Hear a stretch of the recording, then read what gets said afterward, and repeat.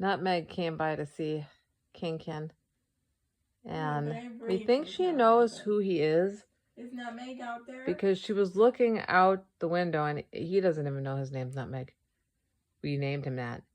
She apparently does know. And then she was looking out she got up on that thing, and she was looking at air purifier, and she was looking out at Sarah because Sarah is her person. And Sarah was basically hanging out with this other kitty. And then every time we call for him, she looks out there. Is he out there? Is Nutmeg out there? You want to check? He's like, let me check in this AC. But I think she is looking. I wonder if he's out there. Is he? I really wish they could be window friends. Like, He's a little bit afraid of her because she... She was huffing at him at their first encounter. She was. She was. He came over to say hello to her. And he was looking at her. He stood up. And he stood up, and she was doing this weird... I can't even do it. And it was like, she's scary. And today he came over near the window. He got a bit heartbroken. He was like, she doesn't like me. And then today he came over to the window. The other time he came over, he was a little afraid. And today he gave some meow meows. But I think she likes him. She just... And then he wandered off because he was like, she's not interested in me. Kitten doesn't know how to interact with her animals. Yeah, what he doesn't see is she's just very socially awkward. She is. Kitten is... When he was enthralled, approaching the window, standing up on his hind legs to get close to her, she was huffing at him. See her looking? I think that she... This is my opinion. That she has a form of autism. That's what I believe. So. I think she does, and she gets used to habits. Yeah, like we started to play this game with the twist die, and I know cats play. She demands it at night now, though. But we only did it one night, and then we go upstairs, and it's like, let's play twist tie. And when I say let's play twist tie, it's 25 minutes of twist tie, and she wants us to throw it in a very specific way, even if she's lying down, sitting there staring at us. And if it sounds like a kitty to you, it's not the only thing. There's also, like, the way she eats. And, like, I keep her water bowl, which I made years ago. It's this pottery bowl. I don't really want to pan out because this house, I feel like it's messy. Well, you probably wouldn't be able to see it. But, I mean... We keep it in a certain spot on top of her cat tower. And so we keep it on top of her cat tower. And we moved it over to her I moved it over across, it's not even, it's like 10 feet or 8 to 10 feet.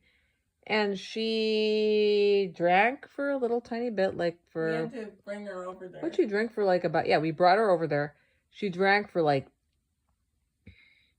usually she drinks for quite a while till I'm almost crazy because I have misophonia. Seconds and she was like, this is not right. Yeah, she was like, this doesn't work. And she left it and I was like, You're not done, because she usually drinks a lot more. And then she came back for more water, but she came back to the cat tower instead of... And I know cats are habitual, but there's so many things like that. So many things. And so I know they say that autism doesn't exist in cats, but I don't agree with them. And I don't think they're going to know. Is Nutmeg out there? I mean, maybe they would if they observe, I guess, but it might be kind of hard for us to recognize that type of... Is Nutmeg out there? Oh, I think she knows Nutmeg. She's looking for him. That was a goofy head. Even funnier is that he doesn't even know his own name we've given him. He was just standing still looking out at something towards the street when I was trying to call him. And he was like, I do not react to you at all. She's smart. Anyway, it could just be that we've... put human characteristics on our kitty, but I don't think so. I don't think so, not completely at least. Nah. No, I don't think so. She doesn't think so either. Kitten? Oh, drop the mousey. That's one of the first games that I played with her. Do you want to drop it one more time? If Sarah puts it up there, will you drop the mousey? Sarah, will you put that mousey up there? You want to drop him? Oh. You want to drop him? Come on. You have to move so she'll go over. Go on.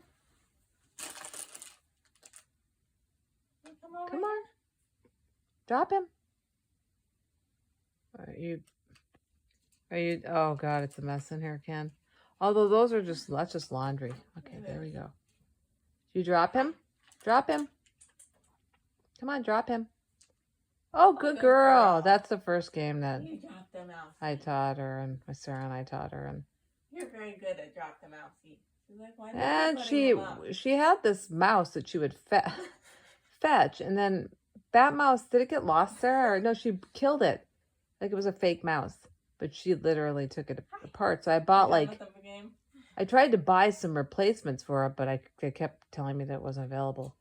So then I bought these little mice that are more like, they're called rainbow mice or something. And she really liked them, but they kept disappearing. We were playing Drop the Mouse, and then my friend was over one night, and then all these mice just kept disappearing, and we finally kind of got a little frustrated. So we started putting some of them up on top of one of my dressers, or our dressers in the room. And she was like, I think she finally was like, I'm gonna have. She kept bringing out a mouse. Her ideas. She kept bringing out a mouse. Like we'd take one up, and then she'd give another mouse. And finally, Sarah had a cluster of them up on top of this dresser. And I think you were going under a dresser one day to look for stuff. It was, what happened is we were like, okay, where are these mousies? We're gonna put them all up, and we'll see what happens if one shows up.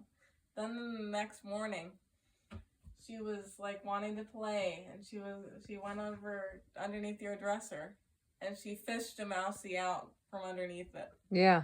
And I was like, that's where you're hiding.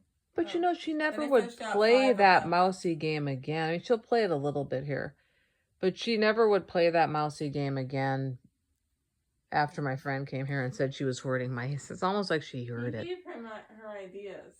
Look at her. Now this here is a request for food, or what she calls comida. Do you want comida? Comida, are you sleepy, bye girl? You sleepy? It makes her real tired to ask for comida. Are you tired, girl? Do you want comida? You're a sweetheart. She's always so sweet when she asks for comida. Okay, I'm going to let her eat now. Looks kind of funny, that doggy behind her in that painting. Now she goes over to her area. And this is where the bowl sits. It's like next to me. But you can't move it over there with her food bowl, or else she will not. Yes, that's just it. That's the thing about it, is that most animals, cats that I've been around, like you move their bowls, they move. They might be a little frustrated with you because they're used to that, but they'll just rearrange. And she does do that, but not with that. With this bowl. It just can't happen. For whatever reason. Yeah. Even the fish, when she eats her tuna treat, she kind of got used to having it on the couch. So she kind of looks over there like, come on, do it, give me my food. Am I over here by mom? But she just loves it so much that she's like, okay, I'll eat it here. Anyway, I'm going to let her finish her smelly food. Is it Tiki Cat? Yeah, Tiki Cat. Tiki Cat. The fish flavor. Ugh. Tell you what, man, when your stomach's sick, you don't want to be anywhere near that. Take care. See you next time.